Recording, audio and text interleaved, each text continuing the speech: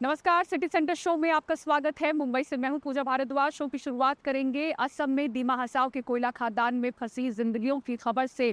3 दिनों से जारी खोज और बचाव अभियान के बीच एक शव मिला है। बाकी जो लोग फंसे हैं उनकी तलाश जारी है। सेना, नौसेना के ड्रोन, अंडर वाटर उपकरण लगे हुए हैं। ओएनजीसी, कोल इंडिया के ताकतवर पंपों की मदद भी ली जा रही है। किस तरह से ये अभियान आगे बढ़ रहा है दिखाते हैं आपको ग्राउंड जीरो से हमारे सहयोगी रतनदीप चौधरी और संजय चक्रवर्ती की ये रिपोर्ट।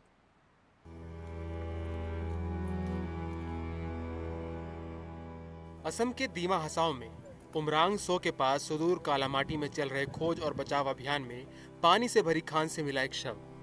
एक बॉडी आज सुबह मिला था और फिर आर्मी की टीम फिर से गया था अंदर में। अभी नहीं मिला कुछ, एक बॉडी मिला है, उसका आइडेंटिफिकेशन अभी बाकी है। अभी हम लोग का फोकस है कि जो लोग फंसे हैं उनको निकालना अभी हम लोग का मेन चिंता है, इसलिए पहले उनका काम।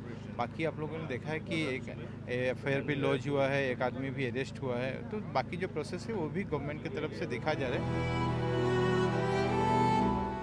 भारतीय नौसेना के गोताखोर अपने रिमोट ऑपरेटेड वाहनों के साथ लगे हुए हैं जो रैट होल, खानों जैसी छोटी जगहों में चल सकते हैं, लेकिन चुनौतियां बेशुमार हैं। उस आरओवी से ग्राउंड लेवल पे जो शाफ्ट का बॉटम है वहाँ कुछ नहीं मिला।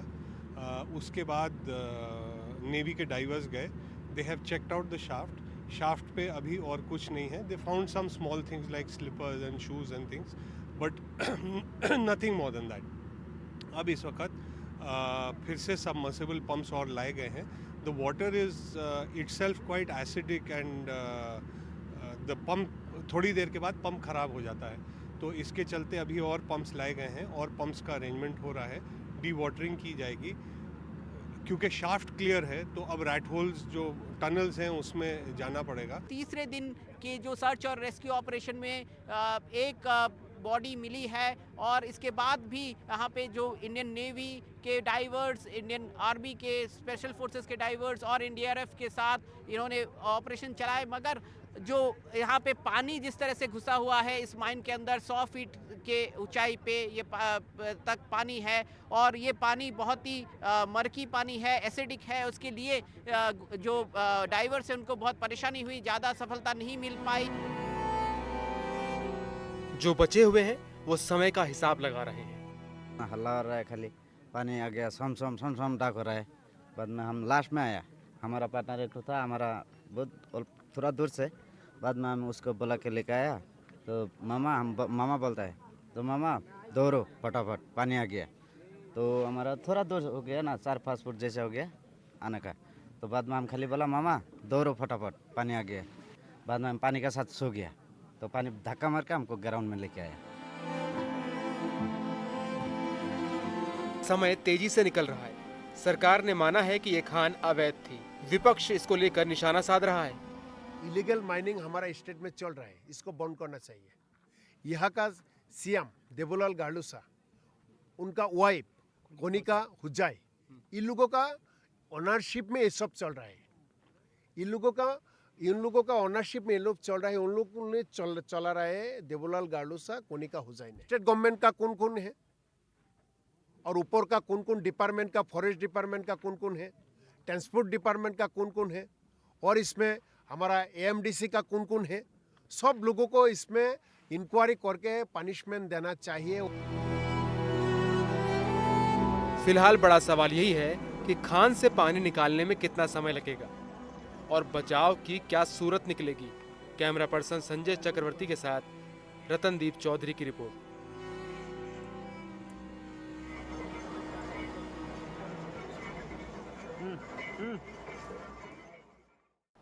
इस खबर की तह तक पहुंचने और इस त्रासदी को बेहद करीब से समझने के लिए हमारे सहयोगी रतनदीप चौधरी ने बेहद दुर्गम यात्रा की। वो असम के सिद्धू हिस्से में पानी से भरे इस कोयला खदान के बेहद करीब तक पहुंचे, लेकिन बेहद मुश्किल यात्रा रही। दिखाते हैं आपको इस ग्राउंड रिपोर्ट में।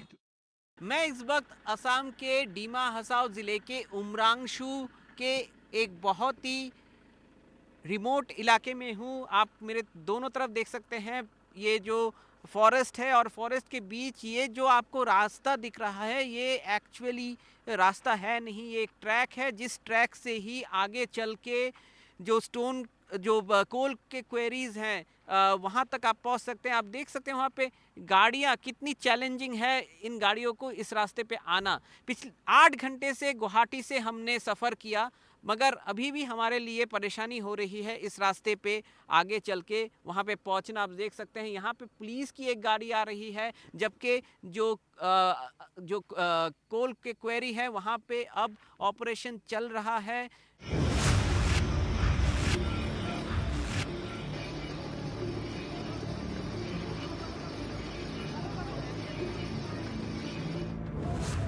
मंगलवार देर शाम 7 बजे के बाद एनडीटीवी के रत्नदीप चौधरी ने यह रिपोर्ट भेजी। जिस मुकाम तक उन्हें पहुंचना था वो अब भी बहुत दूर था। वो सुबह गुवाहाटी से चले 5 घंटे लगातार कार का सफर करते हुए उमरांग सो तक पहुंचे। इसके आगे की राह बेहद मुश्किल थी। 3 घंटे तक पहाड़ी रास्तों पर चलना था। कहीं कच्चा रास्ता मिलता था, कहीं वो गुम हो जाता था। हिचकोले खाती उनकी गाड़ी देर रात खान वाली जगह पहुंच सकी। बुधवार को उन्हें दूसरी गाड़ी का सहारा लेना पड़ा। कालामाटी के इस इलाके में कई खदानें हैं, कई जायज हैं लेकिन कई नाजायज भी हैं। इनमें रैट होल माइंस भी हैं। जिस खान में पानी भर आया वहां 3 दिन बाद भी बचाव क्यों नहीं हो पा रहा, इसे समझने के लिए इस तस्वीर की मदद ली जा सकती है। यह जो बीच वाली सुरंग है ये 310 फुट गहरी है। यह सुरंग कोयले की सतह तक जाती है। यहां से फिर दाहिने बाएं कटते रैट होल बनाए जाते हैं, यानी ऐसी छोटी सुरंगें जिनसे एक मजदूर ही निकल सकता है। इन्हीं से मजदूर कोयला निकालते हैं। यहां भी ऐसी 4 सुरंगें बनी हुई हैं जिनमें मजदूर फंसे हुए हैं। 3 दिन से इन्हें निकालने की कोशिश चल रही है। जो निकल गए वो याद कर रहे हैं एक एक लम्हा। हम गया मंगलवार को आया इधर आने के बाद में सोमवार को फर्स्ट काम था। फर्स्ट काम में गया हम लोग रात 6:30 बजे को घुसा है। घुसने के बाद वो 7:30 बजे तक ऐसा हो गया। बना हल्ला हो रहा है, खाली पानी आ गया, सम डाक हो रहा है। बाद में हम लास्ट में आया। ऊपर में था मैं, 2 आदमी मेरा रूम में था। सुबह 4 आदमी काम को गया, कम से कम 50-60 आदमी गया था अंदर में काम करने के लिए गया। मेरा रूम से 4 आदमी गया। 4 आदमी गया, बाद में 1 आदमी वापस आया। 300 फुट डाउन है, 300 फुट डाउन है। उसका बाद में ऐसे लेवल 300, 400, 500 फुट ऐसे जाता है। ये मेघालय की जयंतिया पहाड़ियों से लगा इलाका है जहां पहले भी ऐसा हादसा हो चुका है। इन दुर्गम रास्तों पर कोई रिपोर्टर जाता है तो यही पाता है कि इन हादसों से कोई सबक नहीं लेता। एनडीटीवी के लिए असम के उमरांग सो से रत्नदीप चौधरी की रिपोर्ट।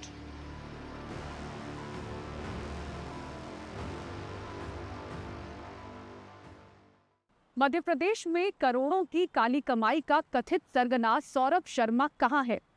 केंद्र की 3 और राज्य की 1 जांच एजेंसी छापे के 3 सप्ताह के बाद भी खाली हाथ है।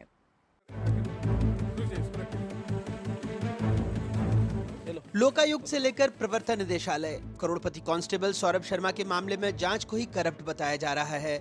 जिस तेजी से सौरभ की काली कमाई की बरामदगी के बाद मामला सुर्खियों में आया, उतनी ही तेजी से केंद्रीय जांच एजेंसियों ने सौरभ की लोकेशन को लेकर चुप्पी साध ली है। डीआरआई, ईडी, इनकम टैक्स और लोकायुक्त की पकड़ से सौरभ बाहर है। सौरभ शर्मा को लोकेशन तो पाया सर, कहां है सौरभ शर्मा? अभी कोशिश की जा रही है, अभी लोकेशन अभी मिला नहीं। सौरभ के ठिकानों से हुई बरामदगी में सूबे में सियासी हलचल भी तेज है। सरकार और विपक्ष में तीखी बयानबाजी हो रही है। कई नेताओं के नाम चर्चा में हैं। सरकार कार्रवाई का भरोसा दे रही है। मुझे जानकारी नहीं है, लेकिन जहां तक मेरा विश्वास है मेरा नाम तो कभी नहीं होगा। हमने पहले दिन से लगाकर आज तक चेक बैरियर भी हमने ही बंद किए थे और किसी भी स्थिति में हर स्तर पे हम भ्रष्टाचार के खिलाफ। सरकार के बहुत प्रमुख लोग इसमें इन्वॉल्व हैं, सीधा उनका हाथ है और अगर इस मामले की परतें खुलेंगी तो पूरी सरकार लपेटे में आ जाएगी और इसके चलते इस मामले को गवर्नमेंट ही दबाने की कोशिश कर रही है। सौरभ शर्मा केस में विपक्ष एक लाल डायरी पर सवाल उठा रहा है। ये भी आरोप है कि कुछ पूर्व कद्दावर मंत्रियों ने सौरभ की नियुक्ति की अनुशंसा की थी। केंद्र की 2 बड़ी जांच एजेंसियां, प्रवर्तन निदेशालय और आयकर विभाग दोनों ही सरगर्मी से सौरभ शर्मा की तलाश कर रही हैं। उधर लोकायुक्त के अधिकारी भी मध्य प्रदेश समेत देश के कोने कोने में हाथ पैर मार रहे हैं, लेकिन तीनों ही एजेंसियों को ये नहीं मालूम सौरभ शर्मा देश में है या विदेश में। इन तमाम सवालों के बीच में लुकआउट सर्कुलर जरूर जारी कर दिया गया, लेकिन जिम्मेदार अभी तक कह रहे हैं इस पूरे मामले में कि सौरभ की तलाश की जा रही है, पता लगाया जा रहा है, क्योंकि जानकारी और जांच दोनों सौरभ से कई बड़े नामों को लेकर ली जानी है। कई जांचें अभी तक इस पूरे मामले में होनी है, लेकिन सौरभ अभी तक तीनों ही जांच एजेंसियों की गिरफ्त से बाहर है और एजेंसियां खाली हाथ हैं। राजू बाथम के साथ अजय शर्मा, एनडीटीवी भोपाल। राजस्थान के अलवर से क्रूड ऑयल की चोरी का एक हैरान करने वाला मामला सामने आया है। इसे देखकर जांच एजेंसियां भी दंग है। इस वारदात को अंजाम देने के लिए न सिर्फ बदमाशों ने एक खेत को किराए पर लिया, बल्कि इंडियन ऑयल की पाइपलाइन तक 100 मीटर की सुरंग भी खोद डाली। दिखाते हैं आपको पूरी खबर क्या है।